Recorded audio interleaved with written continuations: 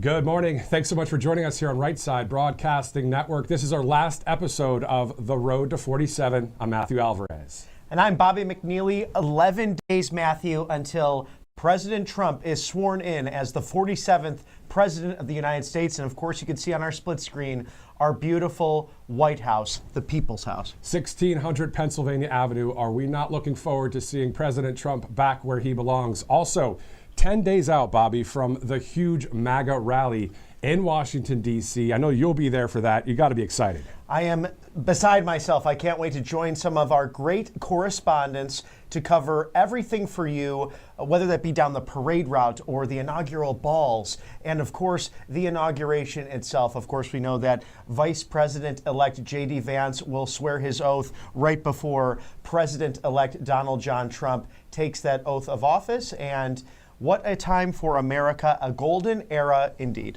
We are so looking forward to it. Again, 11 days out. Obviously, you can get a lot of coverage right here on Right Side Broadcasting Network, as we will bring you all of the live events from Washington, D.C. Now, also, we're following a lot of latest news stories. Obviously, some tragic news going on in Los Angeles. We'll get to that in just a moment.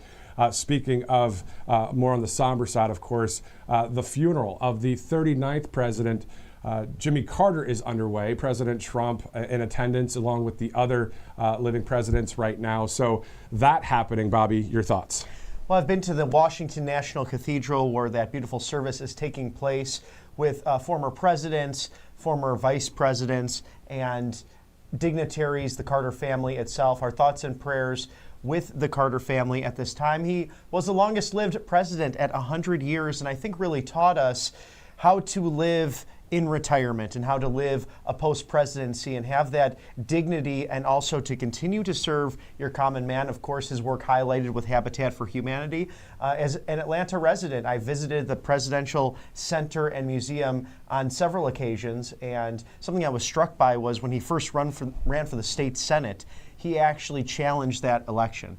And it was a corrupt county commissioner who did not want Jimmy Carter, the outsider, to get into office. So perhaps if he did not do that, we would not have seen a governor of Georgia or a president of the United States. But I was also impressed with his work with Rosalind Carter as private citizens to work for democracy and free elections across the world. So we know that that's happening right now. And also, of course, let's shift out to Southern California, the West Coast there. Of course, more than 2,000 homes destroyed there. And unfortunately, we're hearing that there are at least 5 people that have lost their lives in that fire. We're hearing that the fire is not contained, and also a lot of anger and people very frustrated with the government there in California. There's no water in the hydrants. There's the firefighters are scrambling. This is a terrible situation. Again, this fire has not been contained, and it's still spreading. And I've seen residents speaking out against the elected officials and these woke policies put into place. For example, there was a bridge in Los Angeles County on the other side of the mountains, Pacific Palisades, literally burning, but that bridge was created for mountain lions to cross over a highway. It was not for human use, not for running nor biking, simply for mountain lions to get from one side to the other. So there really has been a dereliction of duty on the part of Karen Bass, the LA mayor. She was recently in Africa, has really wasted around $17 million on specific funds when it comes to infrastructure or lack thereof. And then, of course, Governor Gavin Newsom. We remember back in 2019 when you had those Northern California fires that took place. President Trump came out to assist with that in the federal aid and FEMA. And Governor Newsom at the time said, promises made, promises kept. Thank you, President Trump. And quite frankly, sir, we have not been able to do our forest management appropriately. Again, just several years later, those problems really rearing their ugly heads, and it's been liberal mismanagement. Definitely has. You know, President Trump speaking about it several times on Truth Social, saying in part, one of the best and most beautiful parts of the United States of America is burning down to the ground. It's ashes, and Gavin Newsom should resign. This is all his fault. DJT, end quote. So that's from the incoming president, the 47th president of the United States. And of course, we remember those in East Tennessee, the Smoky Mountains wildfire. And, then you think about Maui. I mean, there's so many different things that have happened with wildfires, and it is so devastating. So we are thinking about the people of California right now, praying for them, and also looking forward to seeing a president that is all about common sense step into the Oval Office. And speaking of Truth Social, let's pivot to this post. Switching gears a little bit, President Trump talking about Canada, saying, "Oh, Canada," and showing the United States flag over the entire Canadian province there. So that's quite interesting. And also, Bobby, that press conference talking about, as we'll see soon, Panama Canal, Greenland, and Canada. Your thoughts about the 51st possible state? Well, it's really interesting to dive into this because President Trump said in that press conference, there's really this artificial line at our northern border, and we are protecting the Canadians militarily. So what are we receiving in return? It's actually costing us billions and billions of dollars to do that. At the same time, their dairy farmers are slapping tariffs through the government on our dairy farmers, so not creating healthy competition between our so-called friends. It looks like there might be an opportunity here for President Trump to really seriously look at annexation, of course, in an economic way. And of course, we know how he uses jest and comedy to get his point across. But as he does look at this, and as you'll see in this clip, well, maybe we actually should consider something like this. In the United States, that would really be something. You get rid of that artificially drawn line, and you take a look at what that looks like, and it would also be much better for national security. Don't forget, we basically protect Canada. But here's the problem with Canada. So many friends up there. I love the Canadian people. They're great. But we're spending hundreds of billions a year to protect it. We're spending hundreds of billions a year to take care of Canada. We lose in trade deficits. We're losing massive. We don't need their cars. They make 20% of our cars. We don't need that. I'd rather make them in Detroit. We don't need the cars. We don't need their lumber. We have massive fields of lumber. We don't need their lumber. We have to unrestrict them because stupid people put, restrictions on, but I can do that with an executive order. We don't need anything they have. We don't need their dairy products. We have more than they have.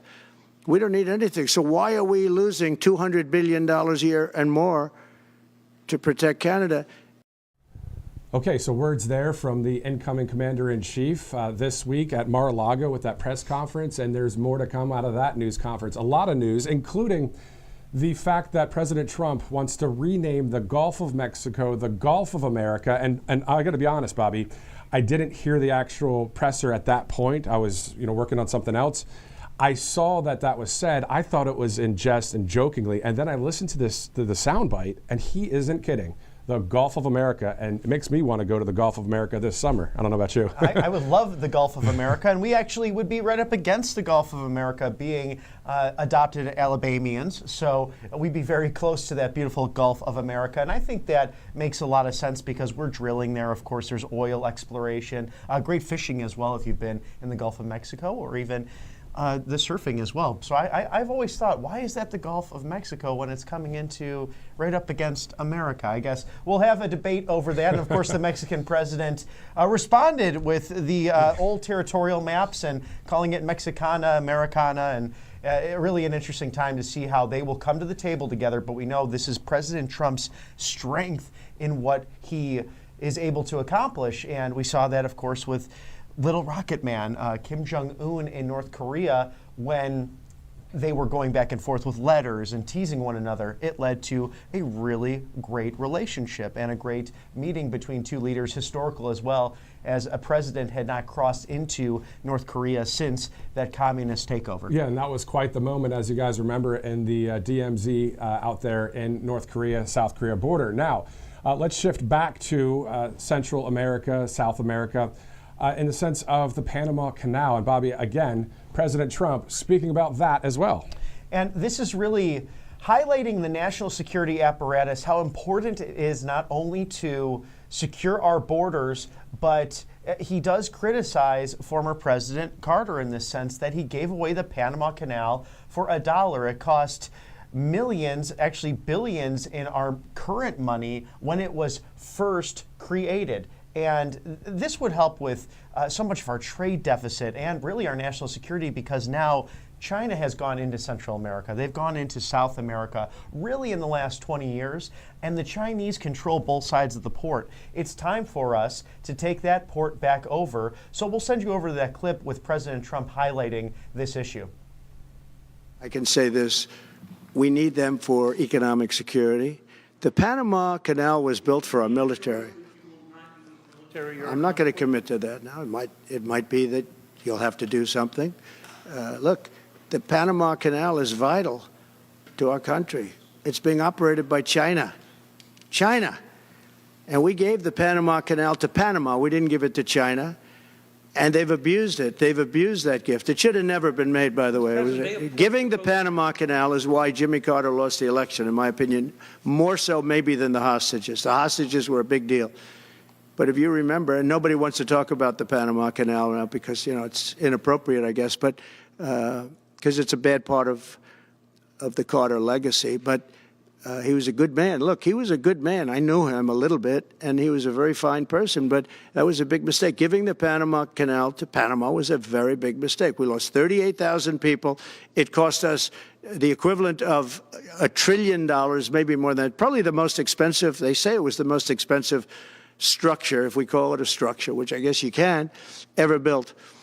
And giving that away was a horrible thing. And I believe that's why Jimmy Carter lost the election, even more so than the hostages. Those two things.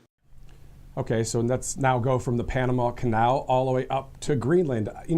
Trump Force One was just there the other day, which usually President Trump's on that plane, but it was his son, Don Jr., and Charlie Kirk and others with a great trip to Greenland as well. It was an extraordinary trip. We saw some video highlights from Don Jr., of course, his social media accounts, mostly on X as well. And there were residents wearing MAGA hats. And this is a large, large island, roughly of 57,000 people. And President Trump speaking at the press conference about how they will likely vote for independence or likely be part of the United States. We highlighted on the show just a couple of days ago how strategic it was to have Alaska in our hands. Seward's Folly, as it was deemed, was actually probably one of the greatest geopolitical decisions the United States made since the Louisiana Purchase, all in the sense of national security. This is way before the conflict with the Cold War and the USSR, but that really helps our Pacific Fleet to patrol those waters and to really help make our western coast safe. Having Greenland will also do the same thing along America's east coast. And we were talking on the topic of the UK right now. It's really in turmoil economically with the recession, also with allowing young migrant males into their country. It's been this open borders in the UK. And you could very well see in the next Trump administration a United Kingdom of only two countries, with Wales and England respectively, because there's Irish reunification that's being worked on, the Scottish freedom movement also interested in perhaps being an independent nation once again. Of course, that referendum failed a decade ago, but the UK has all of its bases in Scotland that help patrol those waters, but you have rival governments who go through there on a regular basis, whether that be the Russians, the Chinese. Of course, our American ships are there as well. But I'll toss it over to President Trump's comments on Greenland and him diving into how important it is for our national security.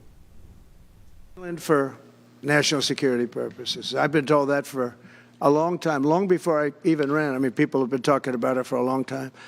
You have approximately 45,000 people there. People really don't even know if Denmark has any legal right to it. But if they do, they should give it up because we need it for national security. That's for the free world. I'm talking about protecting the free world.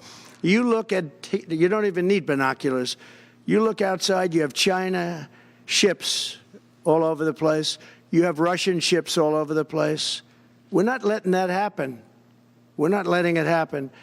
And if Denmark wants to get to a conclusion, but nobody knows if they even have any right, title, or interest. The people are going to probably vote for independence or to come into the United States. But if they did do that, then I would tariff Denmark at a very high level. So as you see, a lot of news coming out of that press conference from Mar-a-Lago in Palm Beach, Florida. Always great to see President Trump at the press conference. And of course, handling the fake news as he does so well. So let's just review. So the Panama Canal, Canada, and Greenland. Speaking of Greenland, obviously there's a connection there with Denmark. And speaking of Denmark, Carla Sands was the ambassador to Denmark under President Trump. So the connection there is quite interesting as we look into more information about the Denmark-Greenland connection. Yeah, she really is an expert at not only foreign policy, having been an ambassador to the Kingdom of Denmark, but with her business background and her contracting background. It's interesting, you'll see in the interview a beautiful backdrop, not only a picture with her and President Trump, but also those helicopters and the F-10s, the fighter pilots that were actually sold over to Denmark. So we have a very good relationship with the kingdom, and I'm sure there will be ongoing discussions about how this foreign policy objective will be completed. Exactly, and on top of that, behind her, the F-35s, and there's a bunch of coins and challenge coins back there too. So she's got a lot of history with the Denmark and global policy. Here's that interview. Is Carla Sands, of course, the former ambassador to Denmark, also with AFPI. Thanks so much for joining us. Oh, I'm so happy to be with you. So obviously the inauguration around the corner, your thoughts about just the fact that finally DJT will be the 47th president of the United States. What a blessing for our nation and for the world. He's a miracle man that he escaped two assassination attempts and the attempt to put him in prison for over 700 years, keep him off the ballot, take his companies and bankrupt him. The war that's been fought against him, I don't think any leader in the world has had that kind of adversary against him, just a mobilized left. So it's a blessing, but you can see how everyone is falling into place and saying, we're ready to make America great again. So I'm excited. And Ambassador Sands, please share with us your thoughts with this discussion on Greenland potentially becoming part of the United States. Of course, President Trump in recent press conferences at Mar-a-Lago doubling down on using economic sanctions or perhaps business deals in order to acquire the territory from the Kingdom of Denmark. Yes, so Donald Trump has been talking about this for years. He spoke with me about it in his first administration, and we were working on a plan because, as a matter of fact, Greenland's the world's largest island, and it's part of North America. It's just off our northeast coast. It has 57,000 people living there, but it's huge. And Denmark, it's part of the Kingdom of Denmark. Denmark is more like the state of Colorado in population and in GDP. They don't have the capacity or the capability to defend Greenland or develop it. And so it is under, I would say, threat. We have Russian subs. This is open source Russian subs all around that area. It's it's not just the territory of land, it's also the sea around it, the ocean. And so we have to make sure that Denmark, it's proper, and the sea around it is secure. The US can do that. Most countries cannot, and certainly Denmark can't afford to. And then outside of Greenland, if you just go a little bit to the west, of course, with Canada, the 51st state, as President Trump has joked. But, is this something that you think that would be good as well for our country? Well, it's an interesting idea because Canada has huge resources like Greenland, but they're more accessible, right? Canada is more hospitable to development, and Greenland has no development. Canada is very well developed, but we can see that Canada hasn't been well led. And it's veered hard to the left. They're having trouble, doing the normal transactions. The GDP for Canadians, the average family has about the same wealth as the people of America's, one of our poorest states, Mississippi. And here Canada is full of riches and hardworking people that are smart. They should be rocking and rolling and should be close to par with the US. Because they have so much abundance of natural resources and smart, well-educated people, but they're not. And it's because of leadership largely. So it would be a very interesting idea for Donald Trump to make Canada part of the US. Let's see what happens. I like the idea that he's expanding the United States, looking at the world and saying, how can we make the world great? How can we make it richer, more prosperous for the people, great paying jobs, and then defend our territories near us? And finally, Ambassador, can you talk to us about the golden age that President Trump says has already begun, but also in the sense of we the people? Should we kind of, sit back and enjoy this next 4 years, or should we be much more active? What would be your words of advice? Well, because President Trump's been elected for 4 years, I would say to all of your viewers and listeners, please don't pause or sit back and relax. Let's work and let's help him win in 2 years. If we hold the House, which is not going to be easy, it's actually going to be really hard. He's not going to be on the ticket, and we have to get good candidates that can win. Ronald Reagan used to say, elect the most conservative candidate you can, who can win. So you can't get people that are on the fringe. You need credible candidates that are conservative, that have the idea of putting America first top of mind.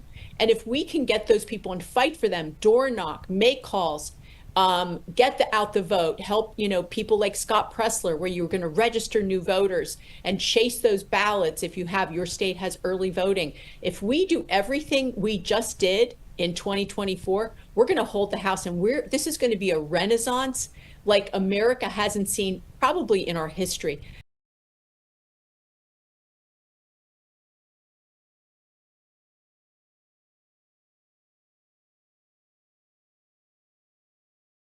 Broadcasting Network. Thank you both.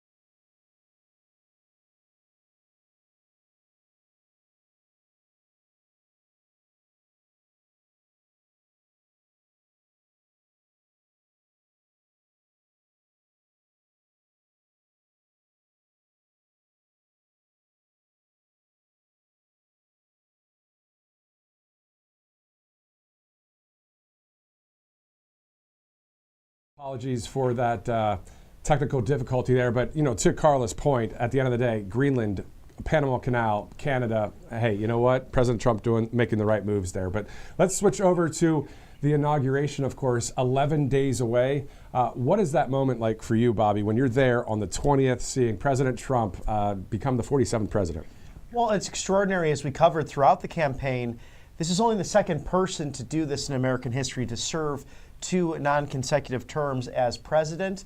And if you read any history about Mr. Grover Cleveland of Ohio, a Democrat, somewhat of a populist himself, a deregulator as well, someone who faced great adversity as he was not successful in his initial reelection, but then came back to the roars of crowds. And in that time, he even had a great rally in Piedmont Park in Atlanta, Georgia. So it's interesting to see the parallels of people who simply have not given up in American history. And President Trump is really the man for the hour, the man in the arena who was not going to quit on these 20 promises that then became part of the Republican platform. He has changed the entire face of not only geopolitical efforts, but really the modern Republican and Democrat establishments. He has been an absolute thorn in their side, and it's been a huge relief for we the people versus this bloated bureaucracy. Speaking of the man in the arena, then of course the day before the inauguration, where the Capitals and the Wizards professional teams play,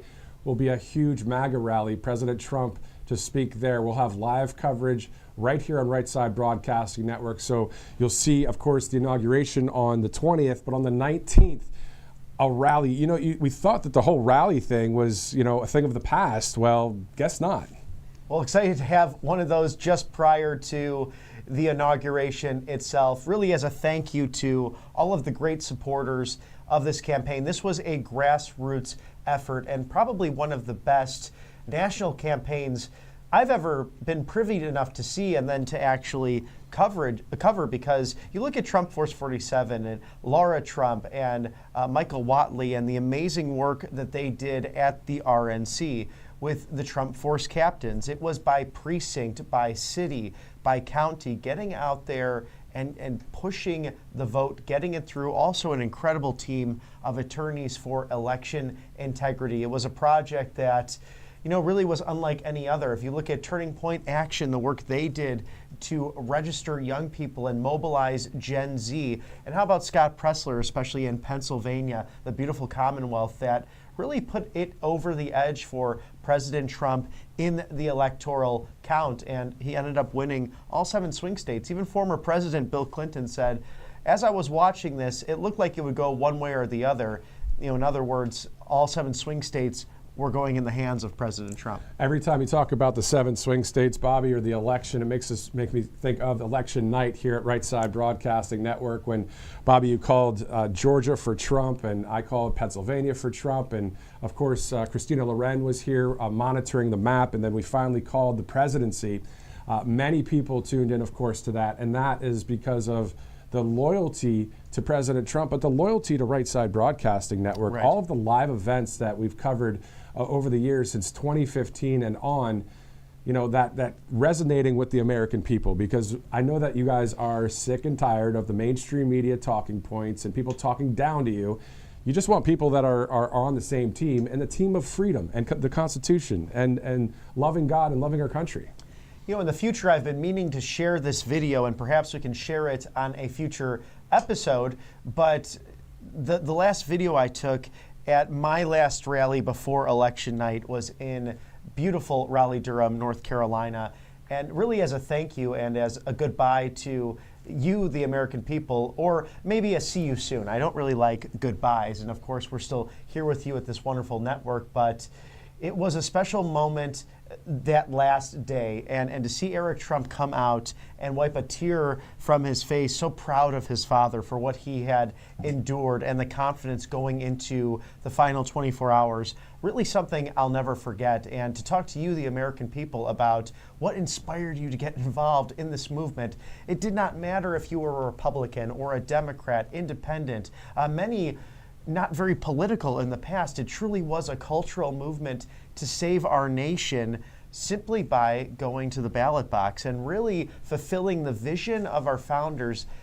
what they made nearly 250 years ago, a constitutional republic where when things would be wonky or things would go wrong, the American people could set that course right as the stewards of this great land. If you're just joining us, this is the final episode of The Road to 47. This is episode 7. If you missed any of them, they're on YouTube and Rumble if you'd like to check them out, and on our website as well.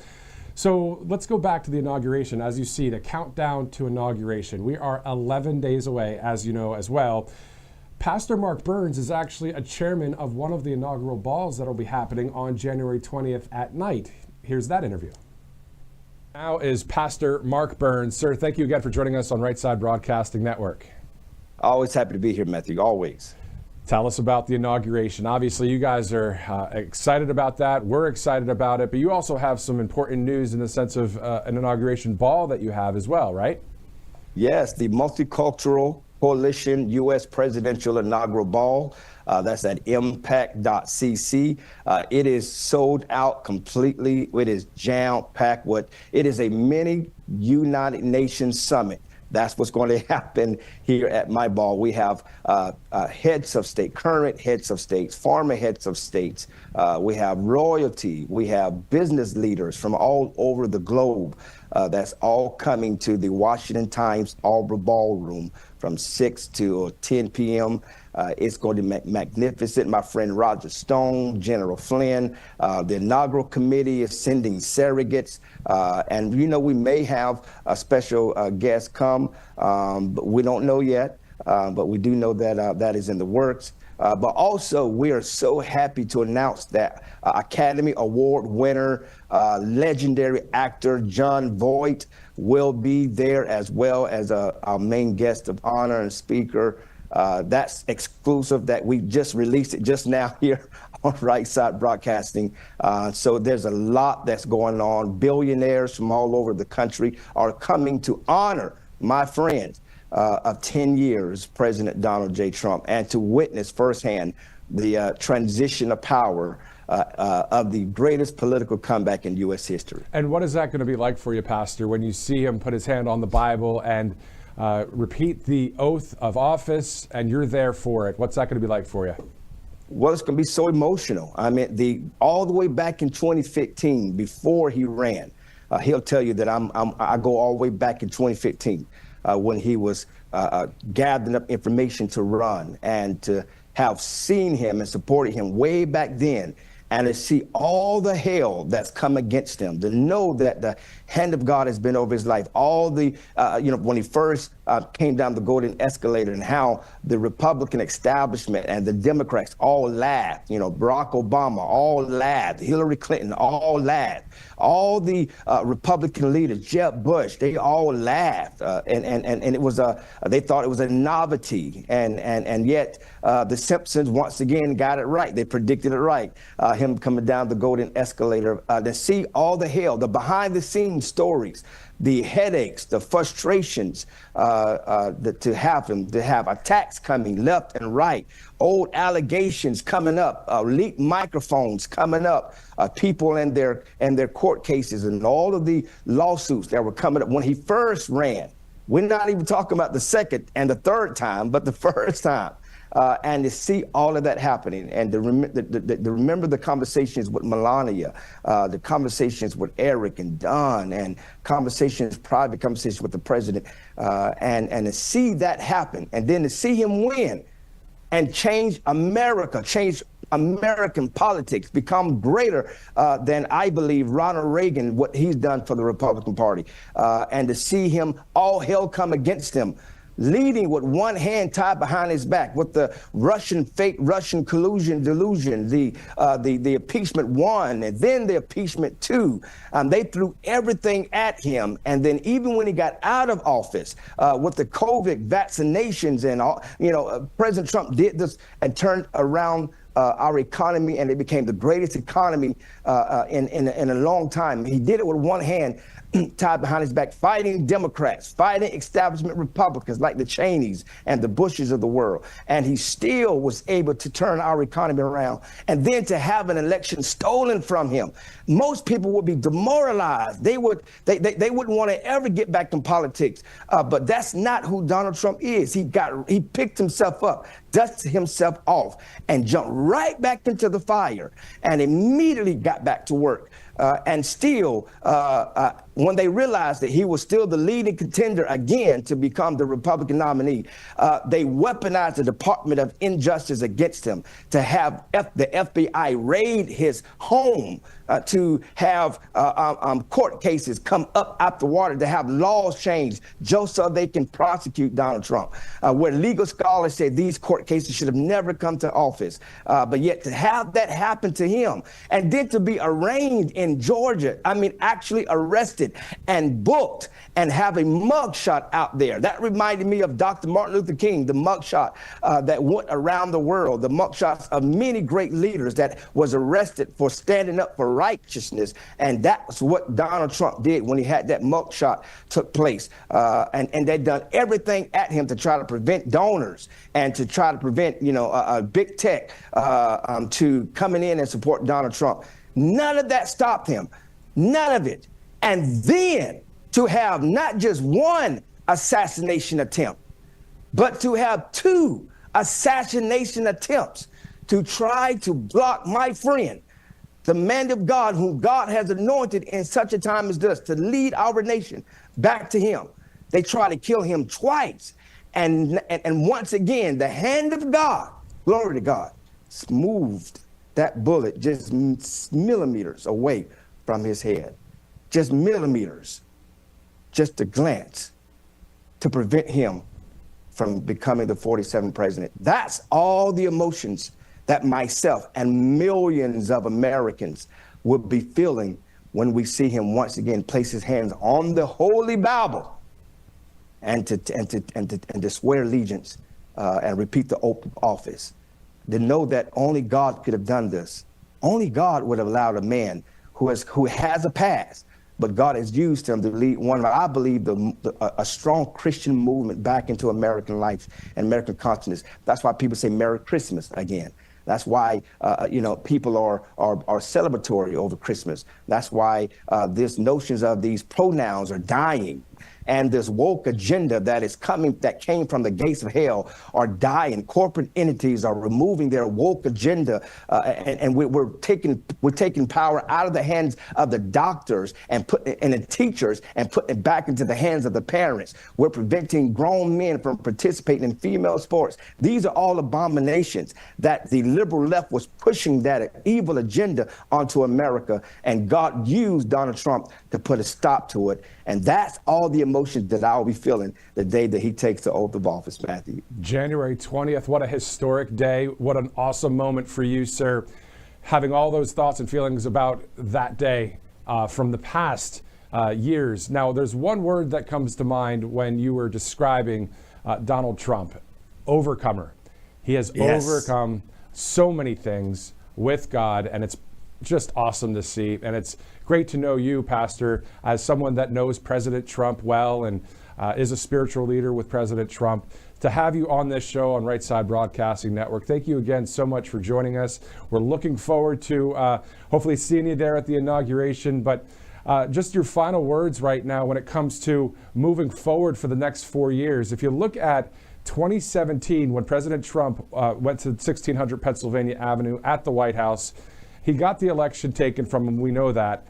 When he departs the White House in 2029, would you agree that the White House was his house from 2017 all the way to 2029 anyway?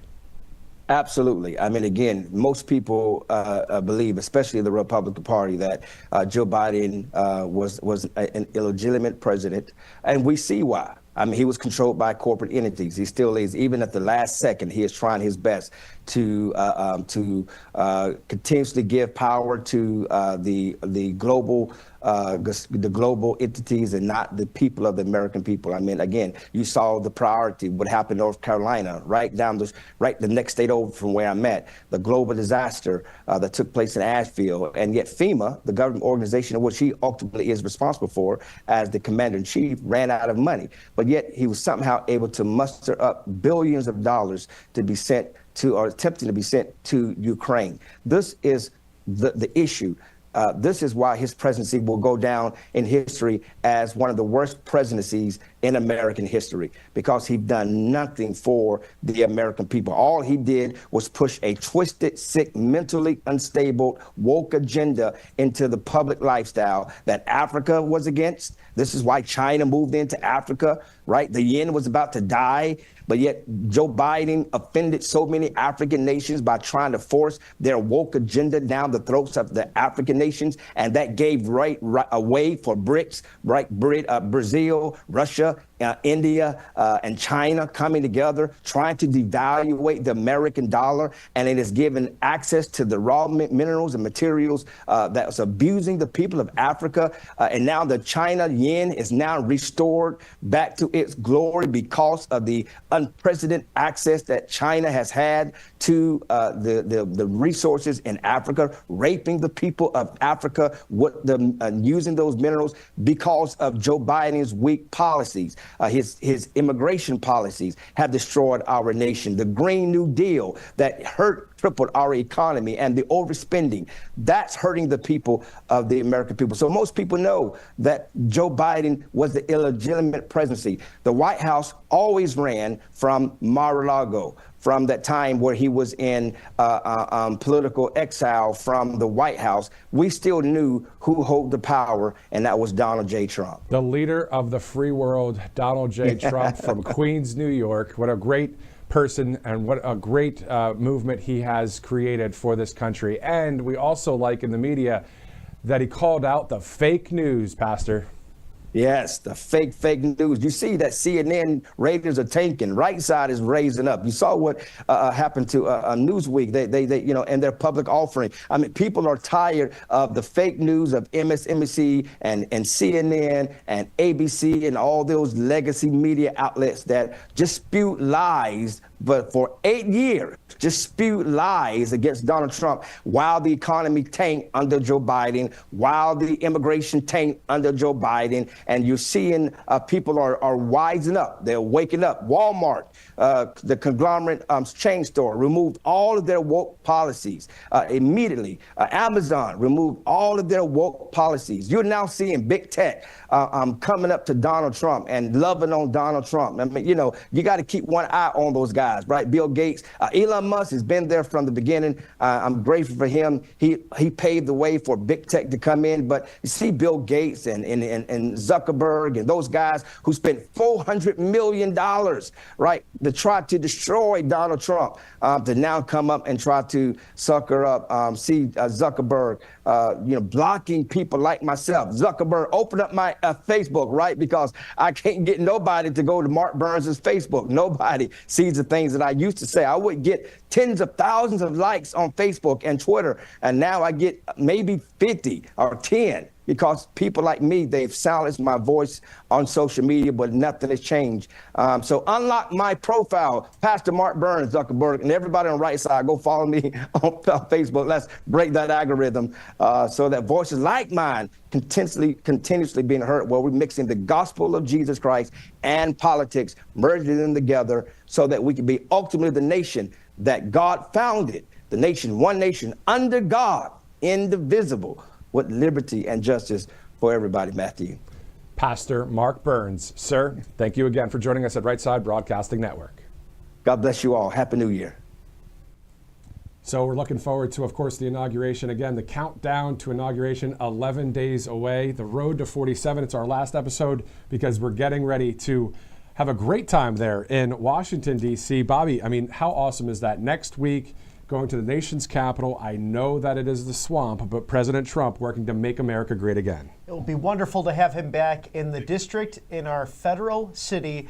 And what a wonderful joy to have the pastor on and opening up the gates, the doors again for Jesus Christ, our Lord and Savior, to be welcomed into what is his nation, what is the pillar of American Judeo-Christian thought. Just think about the Washington Monument, that beautiful obelisk that looks up towards the heavens as a monument to not only Washington's perseverance, just fortitude, but also his deep faith in God as well. So we are, a nation that truly is on his shoulders, and we learned that during the Christmas season, and we continue that now into a brand new year.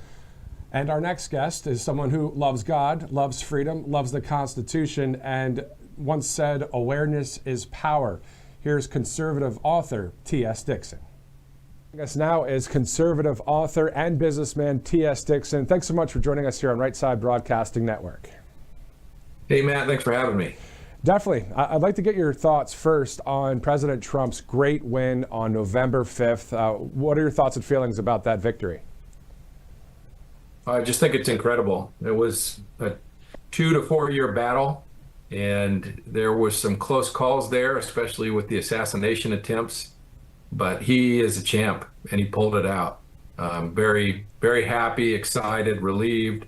But now, I don't think it's time for us to think, oh, well, we won the election, he's in office, he'll just take care of it now, we can go back to regular life. No, I mean, the fight is on. Our opponents are cornered, and they're desperate, and they're probably willing to do anything. So I think that we've passed one stage by winning the election, and now we're into an even more intense engagement with them. And we see that with President Trump first, globally wanting peace through strength and wanting to keep safety for our country and make America wealthy again. But hopefully it's a golden age that we see. But to your point, there are still the leftist leaders out there that don't like our country very much. So that leads me to Correct. The title of your book, The Woke Mind Viruses, Wokeism, Liberalism, Leftism, and Globalism. So tell us, what is the premise of this entire book? Well, the premise is that the Western civilization, which is led by the United States of America, it's a coalition of more than 60 free democratic republic countries, that they've been infected with 4 mind viruses, like a deadly computer virus. And we saw this roughly 100 years ago when the West was infected in various countries with communism, socialism, and the like, including Nazism.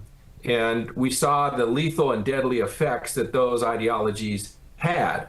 And so the premise of the book is that ideology is not just a set of ideas. It can also be a form of sickness, like a virus, like a disease. And it's one of the most lethal sicknesses known to mankind. It infects the body of the nation. And so what I go into in the book is the 4 viruses that we're contending with today: wokeism, liberalism, globalism, and leftism. And I dive into their histories, their founding fathers, their belief systems, their tactics, and what we're up against, and then I provide solutions. Which is pretty awesome. I think a lot of people, you know, they see what's happening in the country and they're looking for that anchor of information that help bring awareness and knowledge. So what compelled you then to write a book like this? Well, you know, I had a family member serve in almost every major conflict and war that this country has ever fought, going all the way back to the Revolution. And so the men in my family have always served and protected freedom and liberty and prosperity for our country and for many other countries. And so in my lifetime, I've been looking at the threats and the attacks on our country. And this is my form of service to my country, is to write this book. And one of the other major things that compelled me to write it was my wife and I got married, and then we had our first child. And that really compelled me, because it wasn't just about me and her and our life and our dynamics that we live in the West, but also about him and our future children. So really this book is dedicated to them. And that's what motivated me to write the book. And so who is the book for then, outside of, you know, your family? Is it for just the United States? Also, can you share with us a little bit of insight, something that, you know, we do hear a lot about a woke mind virus, but is there anything you can break down for us within the book that will shed some light on really what we're dealing with out there? Sure. Yeah, the book is really for the citizens and leaders of Western civilization, not just the United States, though I believe every leader. I really did my best to put all of the education, the information, the essential knowledge, and a lot of it's hidden, a lot of it's been banned, censored, warped throughout time. And so I set the record straight. I've got almost 800 or 900 cited sources from the research in this book. And I was just shocked as I was digging back into history, how much history had been warped by these ideological groups, or hidden or banned, things I had never learned of, never in school, never heard of before in the media and any documentaries. And so that hidden knowledge is contained within the book. And it is really essential. Thomas Jefferson said that it's the duty of the liberty movement to inform the mass of the people, that they're really our only assurance of the preservation of our liberty. And so I wanted to make a book where if people only ever read one book on history, on politics, on governance, on the current conflict that we're in, that if they read this book, it would catch them fully up to speed on what we're up against and what we need to do about it. And so that's who this book is for. It's for, I think, every conservative, moderate, even liberals that are just concerned about the state of the country should read this book and educate themselves. It's our duty in free democratic republics to be informed politically. And I know a lot of people don't want to get involved in politics, they don't want to talk about politics, but it's like that's like saying, I don't want to deal with my brain, or I don't want to deal with my heart. These are essential parts of life. If you care about your children's education, their lives, their futures, if you care about your taxes, your money, your freedom, whether your people are going to be oppressed or live in liberty and prosperity, then you must care about politics, because that's the source of where these elements of life come from.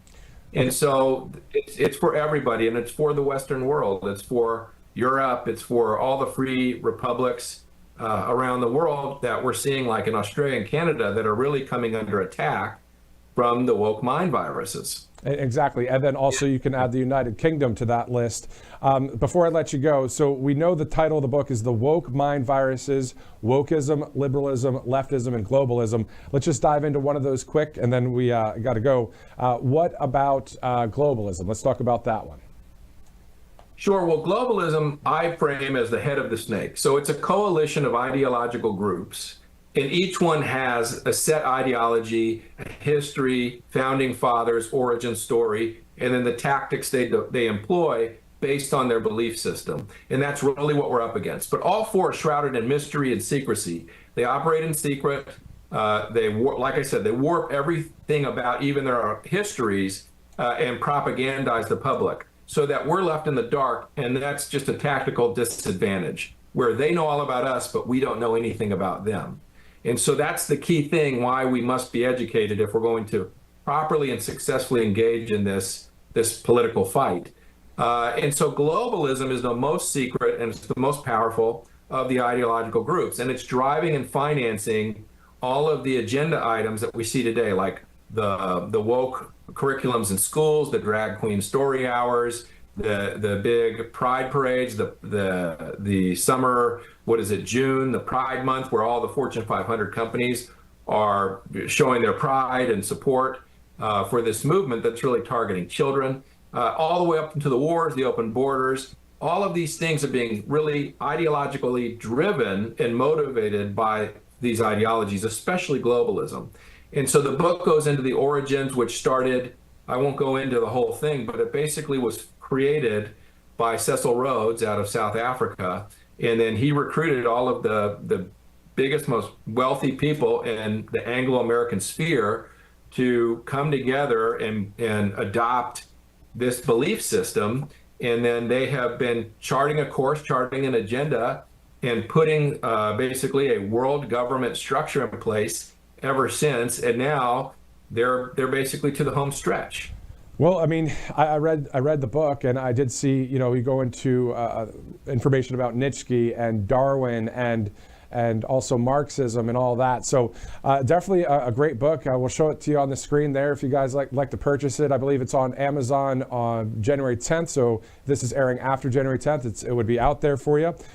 Anything else you'd like to add, T.S. Dixon?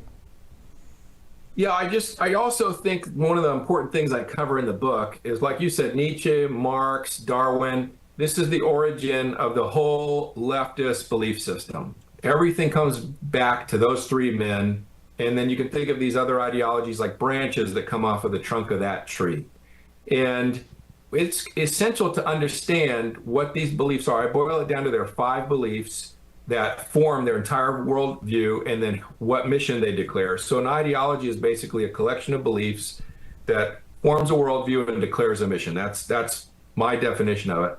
And so I break that down, and because it's essential that we know what they believe and how they think and whatnot. But I also then go back into our history as constitutionalists, conservatives, capitalists, and I go back to our founding fathers and tell the truth about the origins of our movement that comes from Thomas Jefferson, Adam Smith, Rene Descartes, John Locke, and a handful of others, and what our belief system is. Because this is the other thing that I don't often hear conservatives even know what conservatism means today, or who came up with the ideas of conservatism. What are those ideas? And so those are also covered in the book.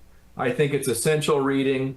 I would encourage and urge everyone that listens to this to get educated, get informed, grab this book and educate yourself. You won't regret it. You will enjoy it. It's a great read. Conservative author and businessman T.S. Dixon, thank you so much for joining us here on Right Side Broadcasting Network. Thanks, Matt.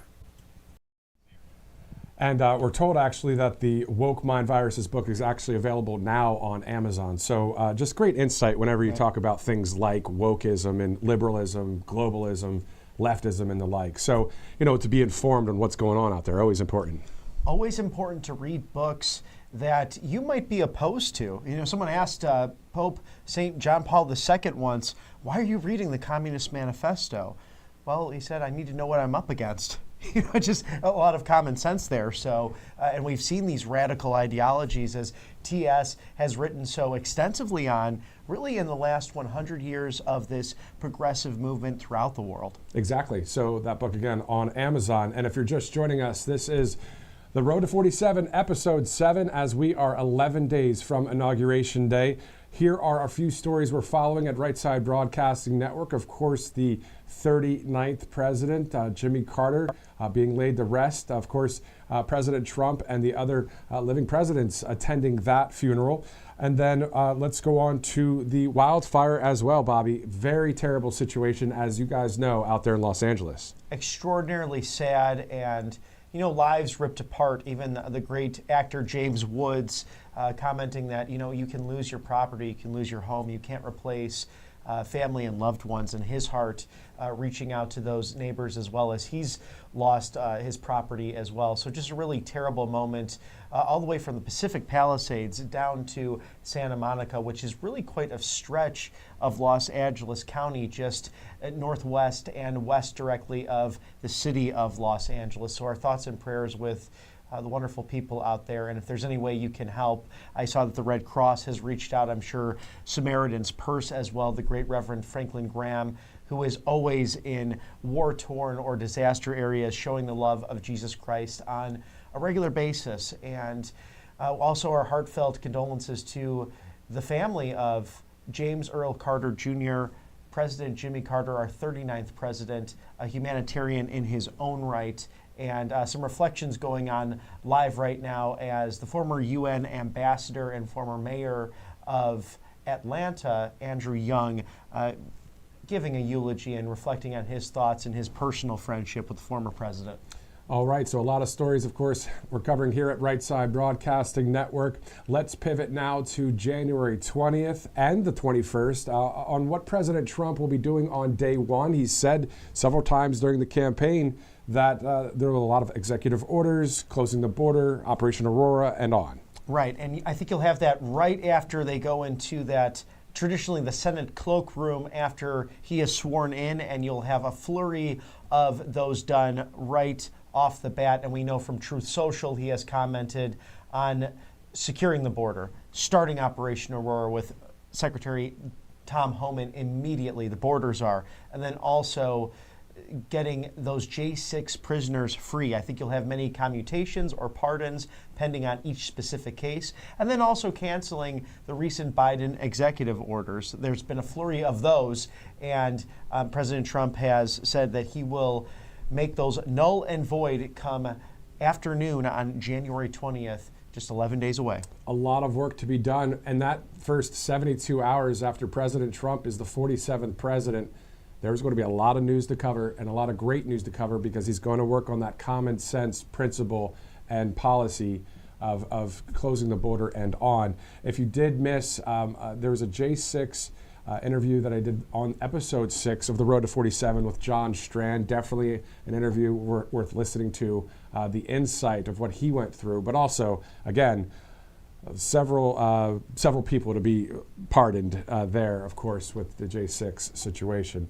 All right, let's dive in quickly to Florida politics. We were talking about the Epoch Times with the Matt Gaetz interest for governor. Your thoughts on that, and also with Byron Donalds, right? Right. So you have a situation where Congressman Donalds and former Congressman Gaetz looking into their own futures politically, and now we know for sure that Mr. Gaetz is interested in succeeding Governor Ron DeSantis as he is term limited, so cannot run for a third consecutive term as governor of Florida. And this might be an appropriate, smart move for Mr. Gaetz. I think he would be good in that executive role. Of course, he's been under fire from colleagues and, of course, the DOJ regarding certain activities in and out of Washington. But here's the thing, and this has been the same old we've heard from the Department of Justice, right?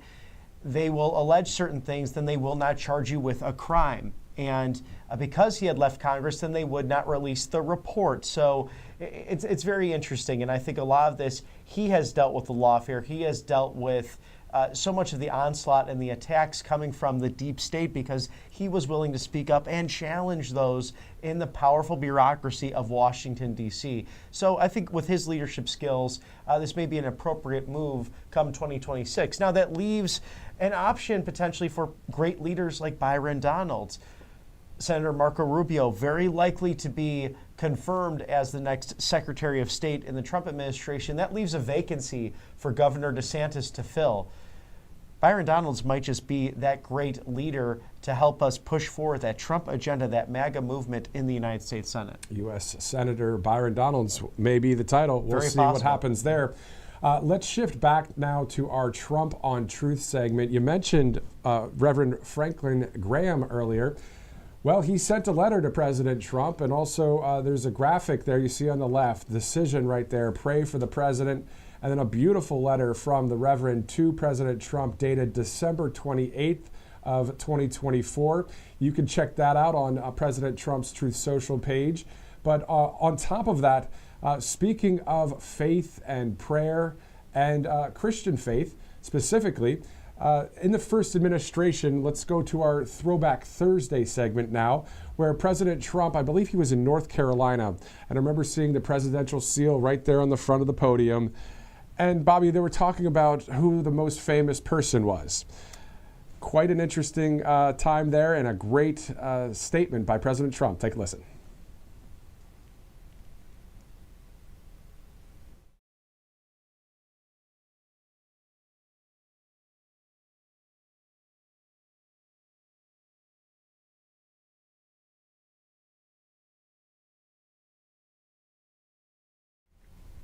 All right, so obviously audio technical difficulties. Definitely I'm not going to move on until we can try and play that one again. Director, do you think we'll be able to get that one?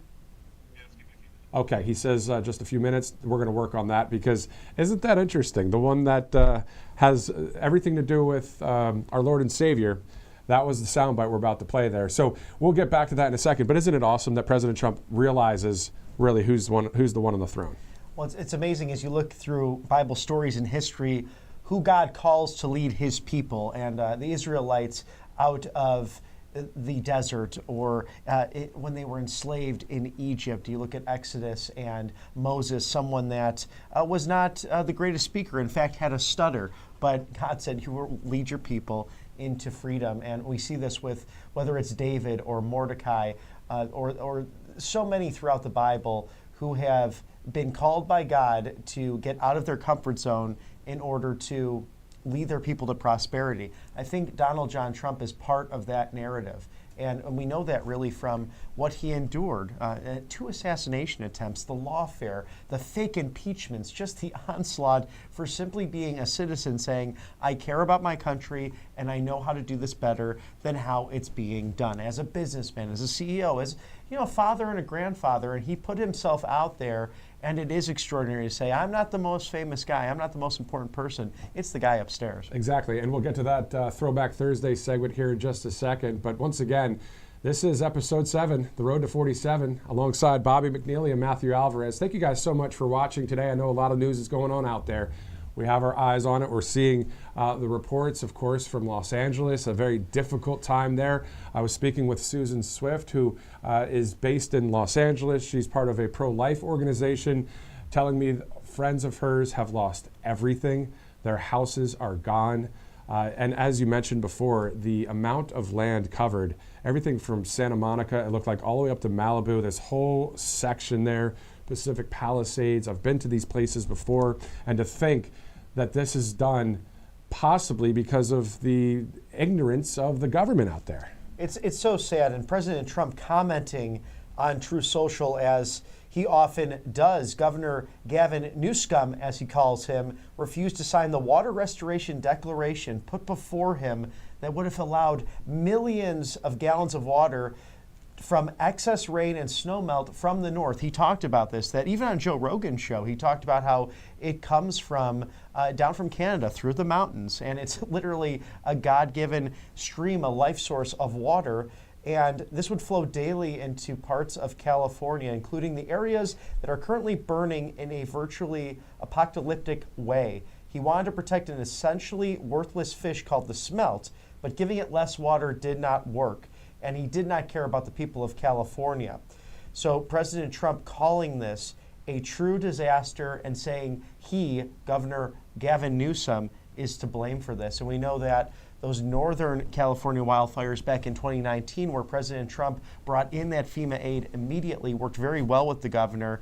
Governor Newsom saying, promises made, promises kept. Thank you, Mr. President. We have failed on our forest management. And 5 years later, 6 years later, has not changed anything. It's been woke, woke, woke, and woke makes you broke. And quite frankly, it's dangerous for the American people. So dangerous. That's why on November 5th, we decided let's turn our right blinker on at the fork in the road and go to the right side of history. So we're looking forward to it. 11 days out from the inauguration. Let's go to that Throwback Thursday segment right now. To me the other day, you're the most famous person in the world by far. I said, no, I'm not. No, I'm not. They said, yes, you are. I said, no. They said, who's more famous? I said, Jesus Christ.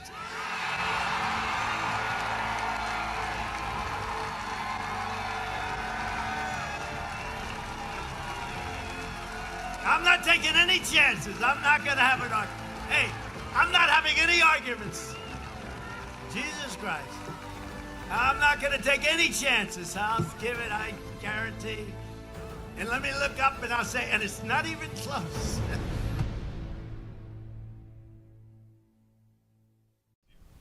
Don't you just love DJT? It's such a touching tribute to, the genuine nature of the man. And when I was on the campaign trail, I had a day off to go over to Charlotte, North Carolina, to see the graves of Billy and Ruth Graham and all the wonderful work that they did for the American church. And it was special for me growing up near Wheaton College, being involved in Young Life and all those great organizations, that help students really find their personal relationship with our Lord and Savior.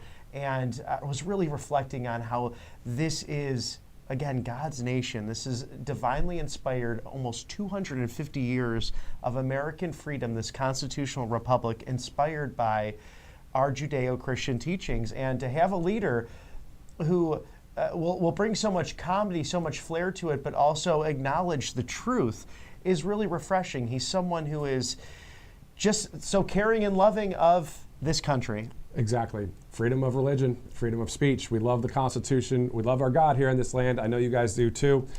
At the end of the day, Romans 8:28, all things work together for the good to those that love God and are called according to his purpose. So we are thankful to have the right person in charge. We are 11 days away. This is the final episode of The Road to 47. Let's thank a few sponsors before we say goodbye for this episode. But boy, there's a lot of live coverage coming up here at Right Side. Let's go to mypillow.com. Mypillow.com. Bobby and I have had the privilege to interview Mike Lindell, as have others here at the network. And what a great man of God, but also what a great leader when it comes to selling some great products. More than 2,000 products, Bobby, on that website. Right. It's always a great deal. He's a master marketer. You can go to mypillow.com/RSBN for all of Mr. Mike Lindell's great deals. Now 80% off everything. But this classic collection sale has been extended for standards, queens, and kings when it comes to the original MyPillows. I have purchased many in the past myself and still enjoy them now. Helps me get a good night rest, and you can see all the wonderful products he has to get your morning started too, like coffee or slippers or beautiful plush and comfortable robes. So we always enjoy our friendship with the great Mike Lindell and his wonderful outlet in Minnesota, the Great White North. And I believe still there is free shipping for the RSBN promo code. We're going to have to actually reach out to Mike and ask him, because last time he was on, he said the RSBN viewers, if you use RSBN, you get free shipping. So I'm going to double check, though. He might be like, okay, that was only for Christmas, but you know how he is, right? So we'll reach out to him and double check. But still, at the end of the day, a great, great organization, great company there, MyPillow. If you'd like to donate to Right Side Broadcasting Network, all you have to do is text RSBN to 801-801. So just text RSBN to 801-801. And Bobby, we also have that newsletter. We have the newsletter, so you can get that instantly right on your phone. So many ways to engage with us, and please like, share, subscribe, comment, and reach out to us on social media about what you've enjoyed about the Road to 47. And as we expand coverage here of President Trump returning to 1600 Pennsylvania Avenue, it will change slightly in the sense of there's not rallies every day or on a regular basis. Perhaps President Trump will have them from time to time. It's exciting to see having one right before the inauguration. But we know from the first term that first rally did not happen until August of 2017 as a thank you to her, because he has to go right to work. So what we'll be doing here is covering everything in Trump world, also having somewhat of a live desk and also other shows that will pique your interest. So come talk to us, and the best way to do that is through the rsbnetwork.com/newsletter. Please follow us on social media, and whatever social media platform you like to watch us on, like, share, subscribe, tell your friends. Helps us immensely. We're so thankful for your viewership. For Bobby McNeely, for myself, Matthew Alvarez, and all of us here at Right Side Broadcasting Network, thank you so much for sticking with us. We'll see you soon.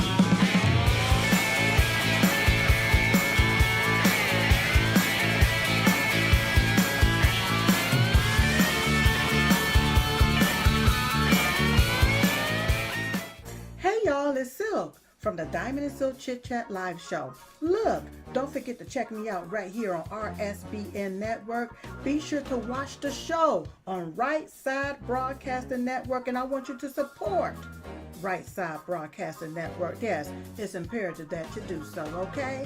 I look to see y'all soon. Bye-bye. A large retail store just canceled a huge order, leaving us with a ton of extra MyPillows. But you know what? That's their loss. I'm going to make it your gain. For the first time ever, you get standard classic MyPillows for wholesale prices, only $14.88. I can't believe I'm even saying that. Only $14.88. But it gets even better. For a limited time, I'm going to offer my entire classic collection at wholesale prices. Upgrade to a queen-size MyPillow for just $18.88. King size only $1 more. Get my body pillows for $29.88 and multi-use MyPillows for only $9.88. So go to mypillow.com or call the number on the screen. Use your promo code to take advantage of wholesale pricing for the first time ever on TV, including my standard size MyPillow, only $14.88. They've never been offered this low before.